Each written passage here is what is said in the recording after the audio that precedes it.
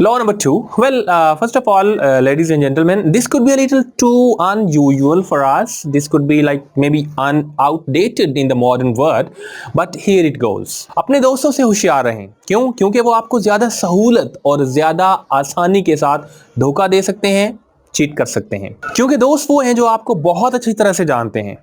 वो बड़ी आसानी के साथ आपसे हसद करने लग सकते हैं. वो बड़ी आसानी से आपके दुश्मन बन सकते हैं और उनके पास आपके बहुत से राज मौजूद हैं. इसलिए एक दोस्त, ग्रीन कहते हैं, एक दुश्मन से ज्यादा जालिम साबित हो सकता है. क्यों? क्योंकि उसको पता है कि उसने वार कहां करना है, जबकि आपके दुश्मन को नहीं पता कि आपकी कमजोरी क्या है. So what he says is that you have to be very careful if you are a powerful person और if you want to gain power.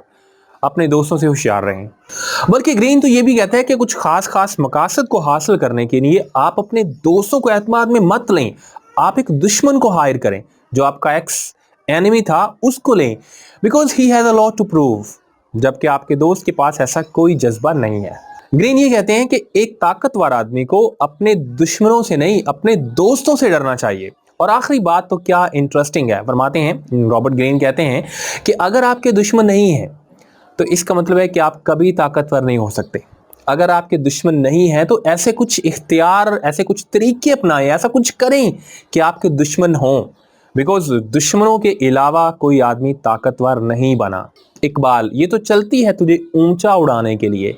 This was Robert Greene's law number 2 from 48 rules of power. We will discuss law number 3 later sometime. That's it for today. See you next time.